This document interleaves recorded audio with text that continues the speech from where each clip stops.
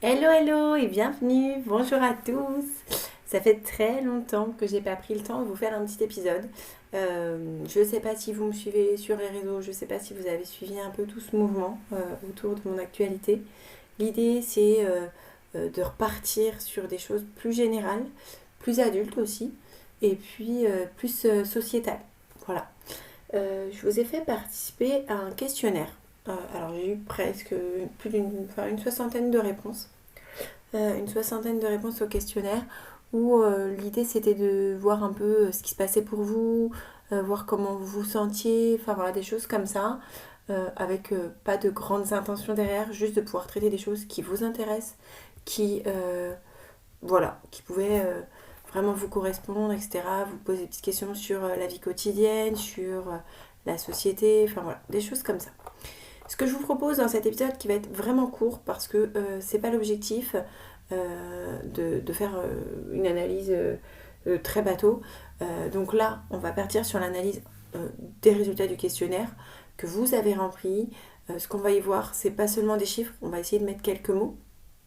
On va essayer de voir en fait une radiographie, si vous voulez, de la société, selon vous. On va avoir aussi des injonctions, des contradictions, vous allez voir, mais c'est intéressant et l'idée c'est de pouvoir développer vraiment plus dans les semaines à venir. Donc voilà. Euh, on va décortiquer ce que ça dit en fait, ce que les réponses disent sur nos vies d'adultes, nos rapports aux autres, euh, mais aussi sur notre fonctionnement collectif ou le dysfonctionnement, on va voir, de notre société. La première question, elle était vraiment sur comment vous vous sentez, euh, enfin voilà, vraiment comment vous vous sentez. Si je dois vous donner des chiffres, il y a 30% des personnes, donc 30% seulement, qui ont répondu qu'ils étaient bien dans leur vie. Donc je trouve ça dur, je trouve ça triste, mais c'est comme ça.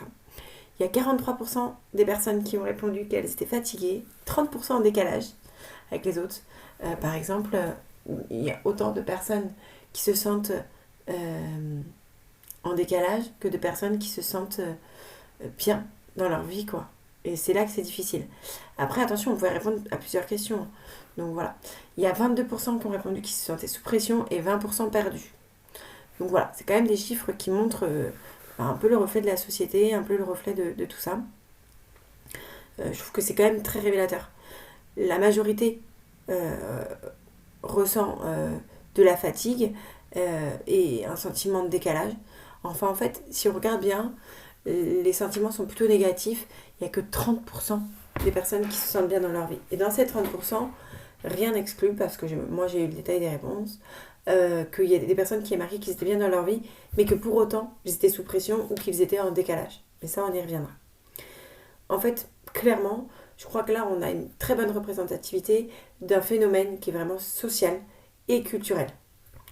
On est sur, alors selon moi, hein, mais sur une société qui valorise la performance, la productivité, la capacité à gérer seul le mieux possible, et, euh, et que dès qu'on est au repos, c'est pas bon, quand on est vulnérable, c'est pas bon, quand on dit que tout va bien et que on n'est pas des super-héros, que tout est simple en fait, bah c'est pas bon. Bref, tout est vu comme des faiblesses dès qu'on n'est pas un peu dans l'adversité, dans la difficulté et tout ça. Et surtout qu'on ne s'en sort pas. Ce décalage, il peut aussi être ressenti avec les autres, euh, pas par rapport à la personnalité en fait. Pour moi, c'est plutôt une réponse à une absence de reconnaissance qui va être plutôt sociale et en fait aussi des efforts qu'on fait individuellement qui ne sont pas reconnus collectivement. Comment vous dire? Ça peut être dans la sphère familiale, ça peut être dans la sphère professionnelle, ça peut être dans la sphère sociale aussi, où en fait, il y en a beaucoup de gens qui font semblant de tenir. Alors ça, c'est surtout au milieu professionnel, je pense. Et au final, bah, le fait de se sentir, de, euh, de faire semblant de tenir, bah, ça crée paradoxalement hein, un isolement. Parce qu'on est entouré de monde et on fait comme si tout allait bien, et nos collègues, ils font exactement la même chose, et donc du coup, on se dit pas que ça va pas. Parce que ne pas aller ou parce que ne pas dire qu'on est en difficulté, quoi. Parce que bah, on est des warriors, on est censé tout gérer, quoi. Voilà. La question que j'ai envie de vous poser là tout de suite, c'est de vous demander si vous êtes, vous, en phase avec votre environnement ou est-ce qu'au contraire, vous vous sentez en décalage. Et qui ou quoi, ou qu'est-ce qui provoque en tout cas ce décalage selon vous? Je pense que c'est important de le voir aussi.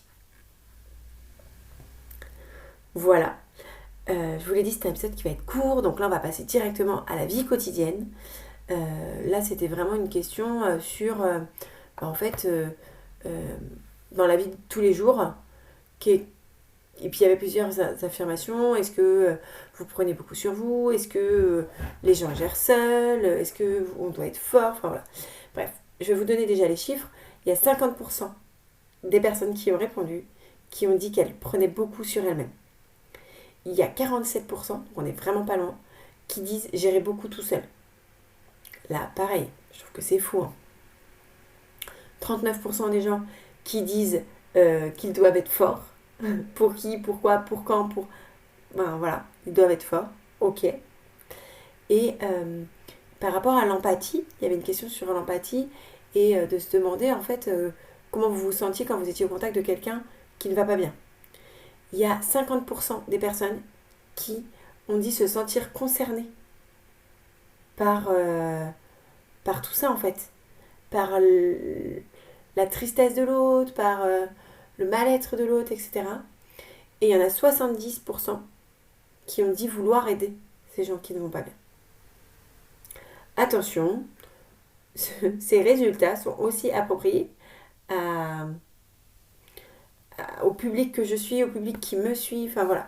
Donc voilà, il faut faire un pas de côté aussi.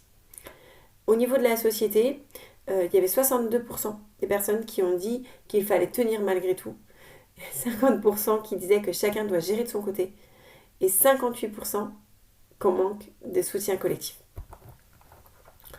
Là, on va toucher en fait à toute une logique du système un peu invisible où la société en fait elle va nous pousser clairement à prendre sur nous, à être autonome, à absorber les difficultés des autres, euh, tout en nous donnant très peu de moyens ou en tout cas de reconnaissance. C'est vraiment, je trouve, quand même là aussi paradoxal parce que on va nous demander d'être empathique, mais en fait cette empathie elle devient de plus en plus une charge invisible qui peut être source d'épuisement et qui du coup va provoquer l'empathie des autres, etc., etc. Et pour autant, en fait, on cherche le soutien individuel, mais on ne cherche pas le soutien collectif ni la responsabilité collective. Vous voyez Pour moi, le manque de soutien collectif, justement, c'est plutôt un problème structurel. C'est pas en fait des gens qui sont égoïstes ou quoi que ce soit, pas du tout. Pour moi, c'est plutôt les institutions ou les communautés qui ne sont pas conçues pour soutenir bah, les gens individuellement, en tout cas, et collectivement. On va vraiment être sur une logique d'individualisme institutionnalisé. Hein. Chacun doit se débrouiller, euh, chacun doit faire parmi son réseau, chacun doit trouver ses propres solutions, etc. etc. En fait, on essaie pourtant, je trouve, de nous faire croire que la société, elle reste solidaire, alors que pour moi, c'est pas du tout le cas actuellement. C'est gère ton truc à toi pour, euh, pour ne pas embêter les autres, quoi. Et pour autant, je trouve que, bah, en fait, les problématiques qu'on rencontre tous, actuellement, bah, justement, on les rencontre tous. Donc, ça devrait être une problématique collective. Vous voyez Euh, Il y a quelque chose que j'aime bien dire et que je dis beaucoup trop souvent, peut-être, c'est la vie des autres, laissez-la aux autres. Dans le sens où, par rapport à l'empathie tout à l'heure, quand on disait que ça devenait une charge invisible pour nous, bah, quand on se préoccupe de la vie des autres, de les critiquer, etc., et ben en fait, ça va nous rendre aussi bah, une charge, parce que plus on passe notre temps à critiquer les autres, plus on passe notre temps à critiquer les institutions sans donner de réponse, plus on est dans le négatif et plus ça augmente notre charge. Dans les commentaires, il y en a beaucoup qui ont parlé de jugement, de banalisation de l'épuisement, de superficialité, pardon, dans les relations, dans les gens, etc. Et pour moi, c'est vraiment des symptômes bah, d'une culture où en fait la vulnérabilité, elle est vraiment pas bien vue, quoi. Voilà. Troisième petite partie, il y avait un peu ce qui vous donne de l'énergie et à l'inverse, ce qui va plutôt vous épuiser. Les réponses sur ce qui épuise va vous vraiment révéler, je trouve, des mécanismes qui sont plutôt profonds. Donc je viens de vous parler, la superficialité, le jugement, l'individualisme, le manque de considération. C'est des éléments qui vont être structurels et qui ne dépendent pas de vous, mais plutôt de la culture, pardon, des normes sociales.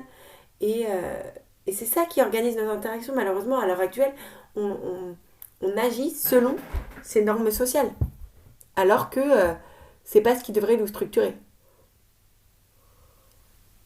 En tout cas, pas structurer nos relations et nos interactions. À l'inverse, ce qui va vous donner de l'énergie, et je trouve que c'est aussi révélateur, c'est tout ce qui va être nature, amis, famille, échange, les vrais moments, enfin voilà, les vraies choses quoi.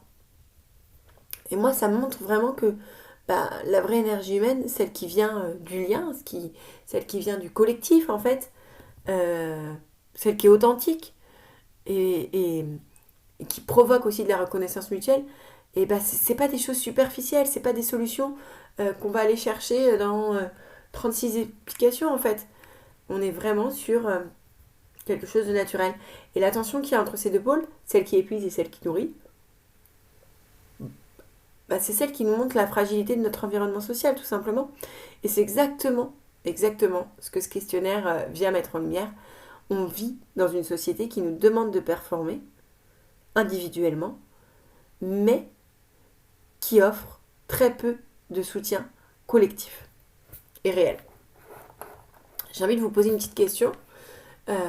Maintenant, alors si vous aviez répondu au questionnaire, peut-être que vous l'avez déjà fait. Sinon, bah voilà, c'est peut-être le moment de vous dire qu'est-ce qui vous épuise vraiment, qu'est-ce qui vous nourrit vraiment, et même à petite dose en fait, qu'est-ce qui fait le taf pour vous. Dernière partie, et là je vais essayer d'aller vite aussi, parce que l'idée c'est de revenir le plus souvent possible et d'aller voir plus loin avec vous. Si on prend du recul, euh, bah, ce questionnaire, l'objectif c'était pas un diagnostic individuel. Hein. Moi je ne vais pas analyser vos réponses individuellement pour aller vous voir, pour vous proposer quoi que ce soit, enfin c'est pas le but. L'idée, c'est plutôt de mettre en évidence les failles d'une société actuelle, une société où les adultes, où les normes invisibles régulent nos vies en fait. Et c'est plus de nos propres choix. On est sur des choses qui vont être dommageables, je pense en tout cas. Euh, il y a des choses qui reviennent souvent quand même dans vos réponses. C'est le patriarcat, c'est l'adultisme, pardon, la culture de la performance, la valorisation de la façade, enfin, vous voyez, toutes ces petites choses-là. C'est une pression qui va être invisible, certes, mais c'est pas un problème personnel. Je tiens à le dire et à le redire, c'est vraiment un problème qui est systémique parce qu'en fait, ça fait partie du système de notre société. Et c'est à travers toutes les sphères de votre vie. Ça va être le travail, ça va être la parentalité, ça va être les relations, ça va être les institutions. Enfin voilà, c'est tout ça. Et en fait, le paradoxe, une fois de plus, c'est que c'est dans ces micro-espaces de lien authentique avec vos enfants, avec vos proches, avec vos collègues, etc., dans des conversations qui vont être sincères, où on va être dans le don, en fait, de vérité, dans des choses comme ça, qui vont vraiment compter, en fait. J'ai envie de vous amener à réfléchir le plus possible. Qu'est-ce qu'on peut faire, selon vous, individuellement ou collectivement, euh, pour aller plus loin? Qu'est-ce qu'on peut faire, nous, à notre échelle? Je pense que c'est très important de nommer ces injonctions invisibles, et c'est ce que je vais faire, de pouvoir vous les partager, de pouvoir créer des communautés de soutien réel, de pouvoir accepter que la vulnérabilité n'est pas une faiblesse, mais un outil conscient et de changement. Je pense que c'est très important. Je vous l'ai dit, je ne suis pas ici pour vous vendre quelque chose parce que, à l'heure actuelle, c'est pas du tout quelque chose que j'envisage. La seule chose que j'envisage, c'est de vous partager mes réflexions du moment parce que j'en ai besoin, parce qu'il faut que ça sorte, il faut que je partage et je suis comme ça. Mais voilà, j'ai vraiment envie d'échanger avec vous, j'ai envie de, d'aller plus loin. Donc je vous invite vraiment à me répondre, à me challenger, à m'envoyer des messages pour que je puisse aller plus loin sur ce qui vous bouffe en fait de l'intérieur. Je vous remercie vraiment d'avoir écouté ce podcast. Le questionnaire m'a vraiment aidé pour aller plus loin. La question, elle n'est pas juste de comment on va tenir, mais plutôt comment on peut créer des espaces où on va pouvoir exister vraiment tous ensemble, avec nos forces et nos limites, mais où le collectif peut porter l'individuel et où on peut être là sans être jugé ou sans être oublié. Et si vous avez un petit peu de temps, Partagez vos réflexions, vos expériences, vos réactions à ce podcast, parce que l'idée c'est d'aller plus loin dans les semaines à venir et dans l'analyse aussi de ces injonctions invisibles, mais plutôt détailler une par une. Voilà. Si vous avez aimé ce podcast, je vous demande de bien vouloir le noter, de bien vouloir le partager, parce que c'est comme ça qu'il vit. Et puis je vous dis à très vite, parce que je pense que j'ai plein de choses à vous dire. À bientôt.